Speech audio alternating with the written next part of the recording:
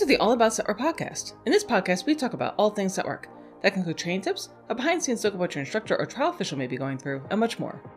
In this Spotlight episode, we're speaking with Melissa Stagnaro about ARSA, this very interesting international competition organization where you'd be able to title while also tackling searches that are very similar to search and rescue. Before I start diving into the podcast episode itself, let me do a very quick introduction of myself. My name is Dianna Santos. I'm the owner and lead instructor for Scent Work University, Dog Sport University, and Pet Dog U. These are all online dog training platforms that are designed to provide high-quality dog training instruction to as many people as possible, and we're very fortunate to have a client basis worldwide.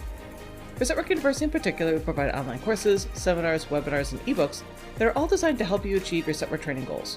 Whether you're just getting started in scent work, you're looking to develop some more advanced skills, or if you're interested in trialing, we have a training solution for you. So now that you know a little bit more about me, let's dive into the podcast episode itself. For this podcast episode, I had the distinct privilege of speaking with Melissa Stagnaro regarding a very interesting organization called ARSA, where basically people are able to enter into a titling competition where your dogs are being tested against the very same types of skills that are necessary for search and rescue. Melissa's passionate about this organization and wanted to ensure that our listeners were aware of it and that dog owners can actually volunteer to be search and rescue teams themselves, but they may be able to start even without their dog to start off with. So let's listen in on that conversation so that you all can learn a little bit more about ARSA and how you and your dog may be able to get started in search and rescue as a volunteer. You had reached out to me about this organization, and I don't know anything about it, but it looks really, really interesting. Well, one, to tell people about the sport. There's a lot of similarities to scent work, and the traditional scent work obviously is very generally easy on older dogs, but like dogs coming from other sports, this is an option for them if they have a very active mind, but maybe can't do the super quick agility runs or Sure. whatnot. I didn't know that other dog people didn't know that you could volunteer to be a search and rescue handler. Right. So I'm surprised other people didn't know that. So this is maybe one venue of opening up that world. Okay. It all changes different communities, how open or not they are to volunteers. But if you could demonstrate the skills in this sport, you would be picked up right away. This sport is the same. The rules are identical to what, not so much in the US, but overseas, what everybody uses as their foundation search work certification. Because yes, no, people have no idea about that. They think there's just like some magical thing that you do in order to do SAR. Yeah. And maybe but usually you don't start with the dog. You start either with the map reading or what they call the ground pounders until you've kind of put in your hours, unless you already have a rock star dog. But I was surprised that, like I said, this other woman in the dog world didn't know you could just be like, hey, I want to do search and rescue. Right. And I think it's a good way to share that information. Also I think it would be good for people who think that they may be interested in doing that and then getting started without the dog and be like, oh, wait a minute, I have to be out here like in these conditions and doing this, like this hard work. And no, I think I'll just do my training and my trialing at home. No, exactly. Right. And then, yeah, that's the people who really love to train dogs and get really nerdy and really precise about it. And, maybe their dog like doesn't work in the rain. Right.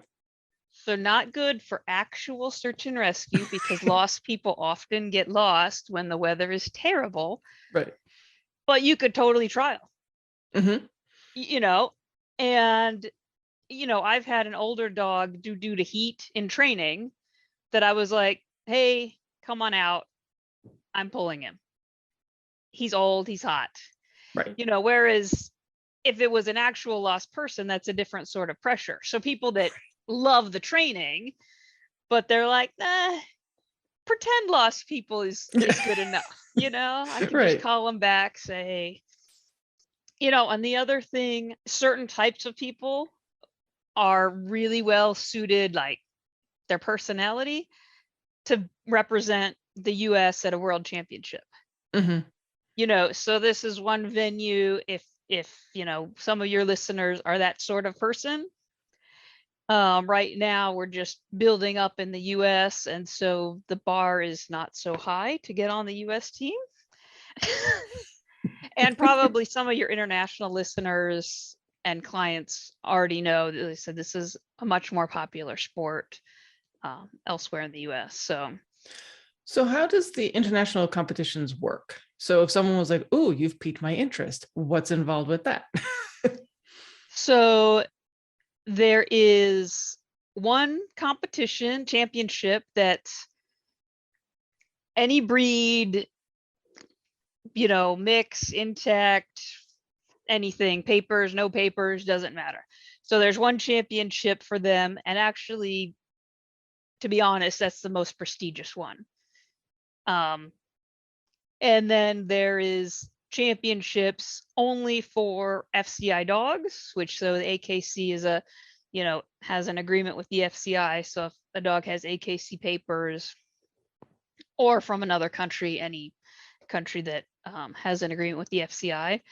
And then there are breed specific.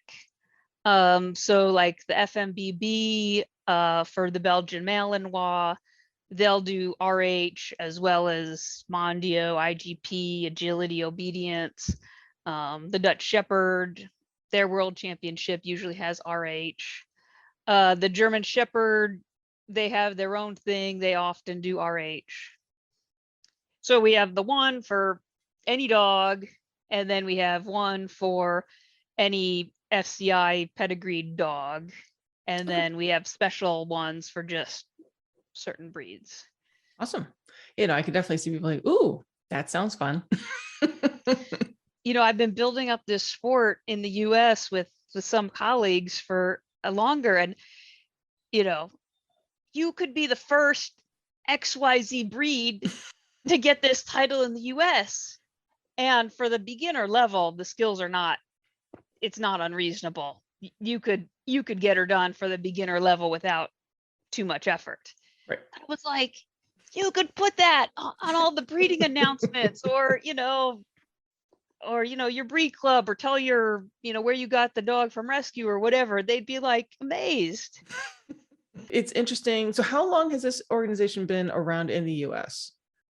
This one, ARSA, which is an all breed, is new. I think we were officially founded a year ago. Okay. The German Shepherd, I don't know how much you know. The SV is the umbrella of German Shepherds internationally, and USCA is their American group. They've been doing RH for about 15 years.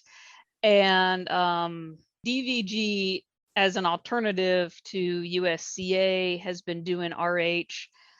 We did it 5 and 6 years ago, and then I don't know if you're aware that the SV and the FCI, this big argument Yes. about whose turf, and then so DVG America was no longer allowed to offer RH within the US. So that's why then we formed this ARSA group to have another RH venue for those who didn't want to do the USCA and SV. Okay. So let's get into the meat and the bones of it, if you will. Yep. So they're like, okay, this sounds kind of fun. Something about SAR and search and rescue and titles and world teams, but what is it? Like, what do I have to do? What are all the components when you wanted to potentially look into ARSA? Right. Yeah. So there's 3 levels that get progressively harder, as in most sports, and then there's a 4th, mission ready. So teams that pass the mission ready, they are certified SAR teams under the United Nations rules. Okay. So we're not really talking about that right now. We're just focusing on the 3 sport levels. So there's 2 phases. There's an obedience dexterity phase. It has all the normal healing, downstay, recall, and some that are a little SAR specific, like going through a tunnel with a chute. Okay. One that's a little bit unique is being carried. The dog is carried. Okay.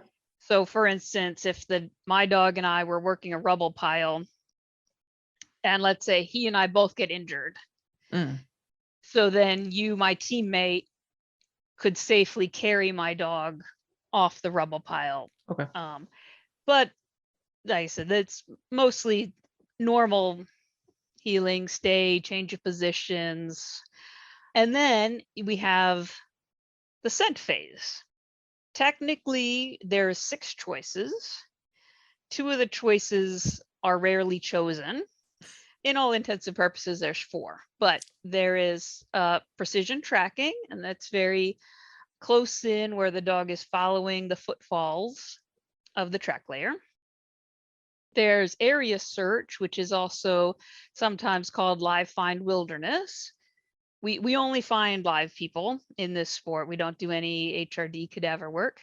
But area search, also known as live find wilderness, is one for beginner level, 2 for intermediate, 3 for advanced. People are hiding in a sort of wooded area, and Okay. your dog has to locate those 3. Rubble, which is also known as live find disaster or urban search and rescue, is like a collapsed building, from maybe an earthquake or tornado. And again, there's 1, 2, or 3 lost people in this structure, and your dog must find them. 4th is man trailing. It's different from tracking, although there's a lot of overlap. But in man trailing, the dog is following the scent, which because of the wind and terrain might not be strongest at the footfalls. And the other 2 are avalanche, where you have 1 to 3 people buried in the snow and your dog has to go and find them and dig. And water rescue, which actually doesn't involve scent work. Picture the Newfoundlands that jump off the boat and take the buoy or the life preserver to people. So ARSA could definitely hold a water or avalanche, and if there's a club that's interested, there's nothing to stop us. But really, mainly it's going to be tracking the wilderness search, the disaster search, or the man trailing. Okay. And then to get into some more of the details about those. So for the live finding, when they're doing the wilderness searches, is that done on leash or off leash, or is there an option? No, that's a good question. So the tracking generally is on leash, although it could be off if your dog is very good. Man trailing is always on leash, and the area search and the rubble is always off leash. Okay. And then for the rubble, just to kind of give people an idea of what this could actually look like, what their dogs are trying to contend with, what are these areas composing of? Is it actually like you are able to find a building that has been destroyed, so it could be literally anything, or is it some places that you guys have actually found with clubs that are used for training? So basically the crux of the question is, if I have a dog who may have some physical limitations, am I basically not going to be able to do that? I had a dog that was injured during rubble. He was very enthusiastic and he wouldn't let anything get in his way. So especially if you had a dog that had some physical limitations, I would maybe steer away from rubble. A dog I might own in the future would be a little terrier. And then so that they're built such that they could do rubble no problem. But certain angulation of dogs, especially the ones that are super high drive, like I would ask people for rubble, I need an inaccessible hide. Oh, this will be inaccessible. Yeah, well, my dog jumped on this like teeny little thing and was 20 feet up in the air. Oh, geez. Yeah, no. Found the guy, and then we had to bring him down, and it was rubble is the hardest to practice because of you need a rubble pile. Folks can many people, even for real deployable SAR teams will use pallet piles. They'll get, shipping pallets, for free or for very low cost.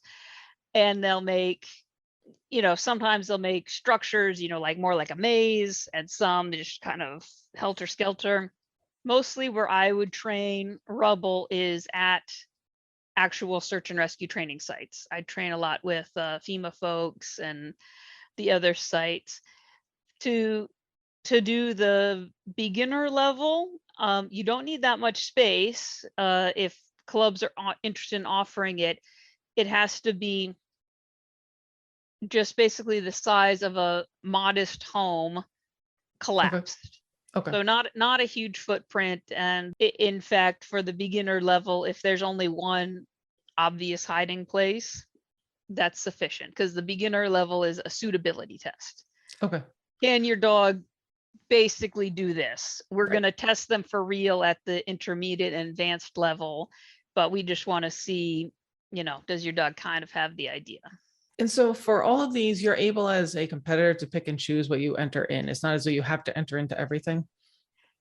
For those interested in earning the full title, you have to do both the obedience dexterity phase as well as the scent phase. Okay.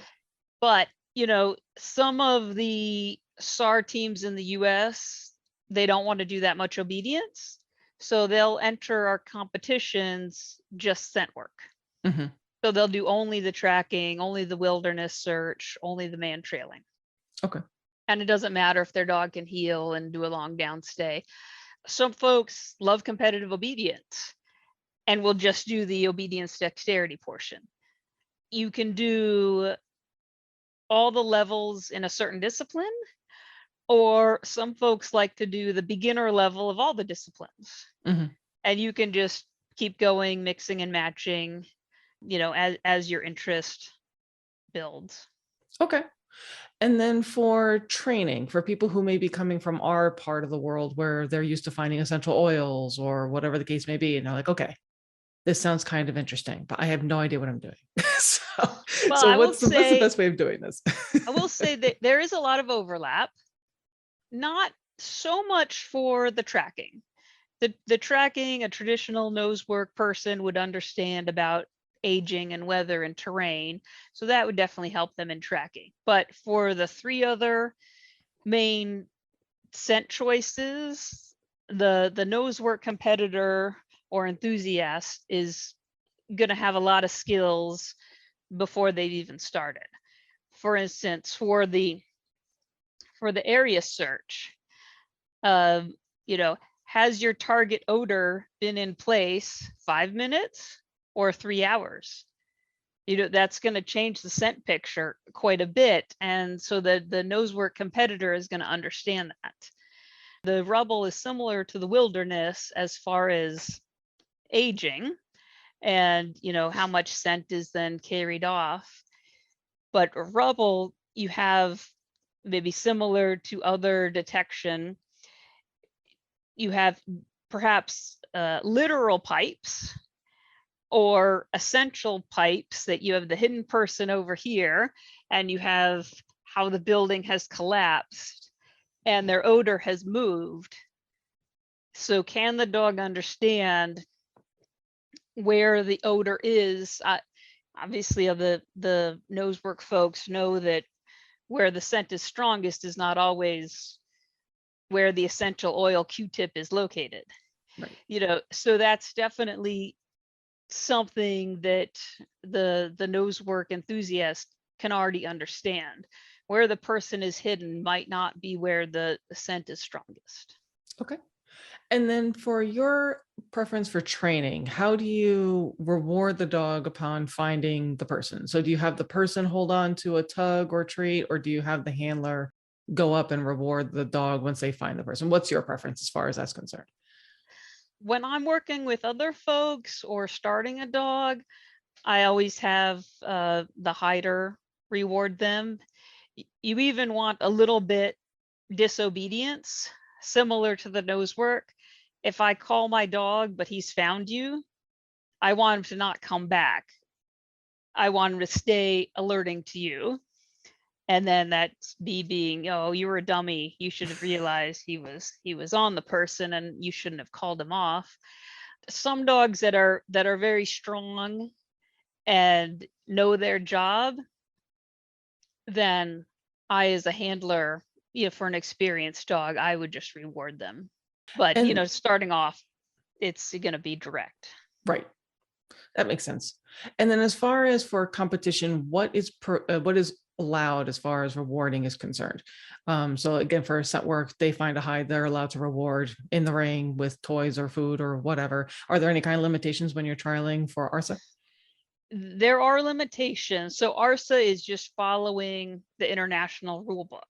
So we don't have any, additional rules over that. But Okay. the international standards are no food, no toys, no training collars.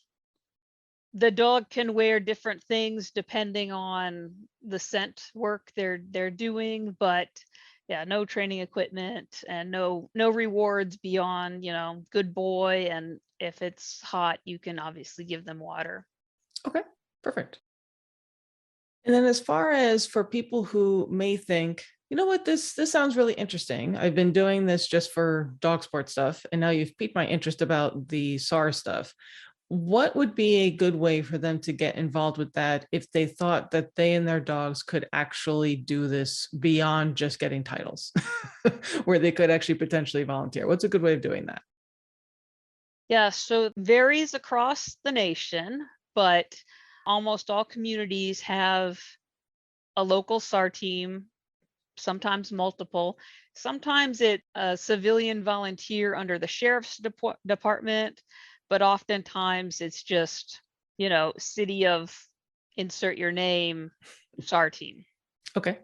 And the competition rules that we use, they're the international standards for teams that are utilized, very common, not so much in the US. But if you were to take your dog who has earned the beginner or intermediate title and shown the skills they have, most teams, unless they're very full up, would welcome you with open arms. I will mention tracking is not, I love tracking. Tracking is one of my favorite scent works. If you're not a police dog handler, tracking is not very feasible for actual search and rescue. So for a police dog handler, they get to the scene of the burglary or whatnot, right away, and the dog can track. But most community SAR teams do not do tracking, because by the time they're called, it's maybe the next day and everyone and their uncle has tramped around the scene. But man trailing, as I mentioned before, the dog is following the scent, not the footfalls. So a very good man trailing dog can easily discriminate between all these people, and a good man trailing dog can work several hour old man trail. In the US, the only dogs that are certified to do rubble are affiliated with FEMA. So if you are looking to use this venue to see if you like it, see if your current dog likes it, learn a little bit more, area search, the live find wilderness, and the man trailing would be your two go-tos. Those are the two choices that communities all throughout the US and abroad would really appreciate having more assets of a live find off leash wilderness dog or the man trailing dog. And was there any other information that you wanted to share with everyone about yourself, maybe your journey, how this all started for you? It's really helpful for people to understand like who you are too. Thank you. Yeah. So I had I still have a Dutch Shepherd that has tons of drive and a very clear head. And I did many dog sports with him. He was a great tracker. And I was looking through a dog magazine and looking, it was like for a breeding kennel, and they were showing the titles of some of the studs they had. And I saw this title that I didn't know what it was. And I looked it up and I was like, oh man, my dog could do that. I just need, to train just one or two little things. and that's how I got into it. So I started with tracking because he already knew how to track very well. I had done a lot of tracking competitions. I went through all 3 levels of tracking, and then I did all 3 levels of area search, and then I did all 3 levels of rubble search. And he's mostly retired now, but we finished off his RH career with beginning man trailing. Awesome. I've dabbled in all of them. He was a good sport to let me keep changing the rules on him. They are amazing little creatures. Like, oh, we're doing this now? Okay, fine. And then for people who are interested in maybe getting started or learning a bit more, are there events scheduled? Like, is this more of a regional thing so far in the US, or is this something that's coast to coast? Where would they maybe be able to volunteer at an event or get started? Are there seminars, workshops? How can I get my feet wet, basically, is what I'm trying to get at. Yeah, great. So right now we're heavy in the Mid-Atlantic area, but we have trainers and experienced RH competitors in the Los Angeles area, in Oregon, in Arkansas. We've had seminars in the Mid-Atlantic area. They're coming up on a mock trial, and we're coming up on an actual trial with seminars in Northern Virginia. We have a lot of resources on our website, names of some trainers. Some will do remote assistance, lists of books. We have rules, cheat sheets. The rule book was written by an international committee, and sometimes, you have to read this one paragraph and turn to page 47, and then page 47 you have to read page 112. So it's very understandable English, but it's a little bit hard. So we've prepared, kind of rules, cheat sheets that give you everything you need to know, all the specifics. ARSA is a national organization, and we're putting a lot of resources to help new clubs and new individuals. We have a national training director, and we have others who are ready to assist. For the higher levels, there's some equipment, like one of the obedience exercises is a horizontal ladder. Okay. So we have folks that can help you make them. The rule book is in metric, and when you go to Home Depot or Lowe's, you don't buy metric wood in the US. So, we have folks that can help you figure out what proper wood to buy in the US without being really wasteful and buying, too much, so you make it exactly to the metric. For individual competitors, we're going to have upcoming Zoom calls, and we're available for any other assistance for new formed clubs. We are open to come out to the club on the national organization's expense and either give a seminar or mock trial, whatever is appropriate. So while we are quite heavy in the Mid-Atlantic area, this is a national organization, and we have resources throughout the country and are ready to support folks wherever they are. That's awesome. Well, I really appreciate you reaching out to me, because I do think there are going to be quite a large slice of our clients and listeners who are going to be like, "Ooh, this sounds very interesting. I think I want to give this a try." I hope so. It's really fun. Yeah, it sounds really fun. It sounds really interesting. And particularly for people who've always kind of admired search and rescue from afar, this can be a way for them to see, okay, now I can get a taste of it. Maybe I could actually do it, because there are people who do want to help, and they may have really rock star dogs. And maybe they're not interested in trialing, but they actually would like to potentially deploy. And as you noted, more assets are needed. So if you Definitely. have a good dog and a good handler, then by all means. So this is wonderful. Thank you very much for letting us know about it. Oh, I will put in a small plug for one of my trainer friends. Sure. She has a book that's called The Family Disaster Dog.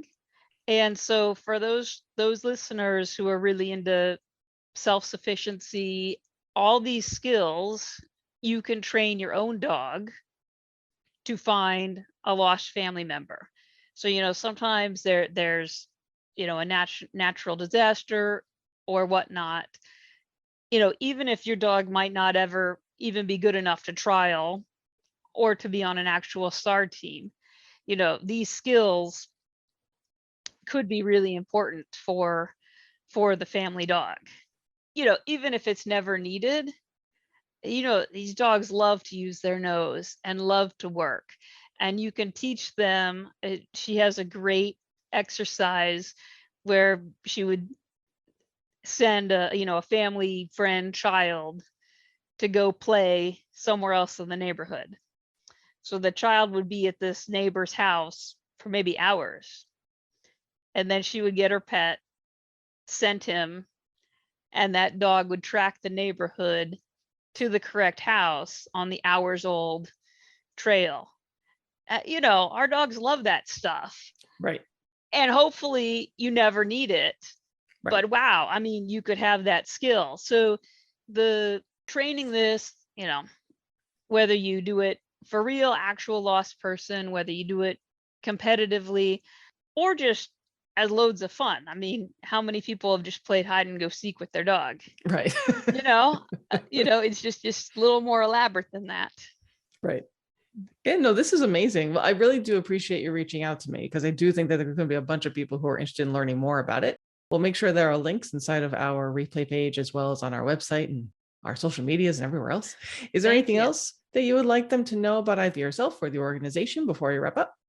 I would just encourage folks to give it a chance and to think about search and rescue with their dog, whether it's more of a, just family level, having fun, competitive level, or potentially really finding someone who's lost. As you can see, this is a very interesting organization. And the fact that if you are interested in learning a little bit more about search and rescue, this is something that you and your dog may be able to do. So definitely take a look in your area to see if there are any search and rescue groups and see how you may be able to volunteer, to see what may be involved and how you may be able to help out. We'll make sure that there are links for ARSA, as well as some additional resources that Melissa was kind enough to share with us on our replay page for the podcast episode itself. We'll make sure we post this up on our Facebook group, as well as our website and social media. But as always, we want to hear from you. What did you think about this episode? Are you interested in learning a little bit more about ARSA? Has it piqued your interest? Would you like to get involved? And also, if there are other individuals or businesses that you would like for us to speak with for our Spotlight series, please make sure that you let me know. I definitely want to make sure that we're spreading light on anyone who is giving back to the network community and helping everything be a little bit better, particularly in these dark times. So the more that we be able to showcase how people are giving back to the community, that would be a wonderful thing for all of us to do. But thank you so much for listening. Happy training. We look forward to seeing you soon.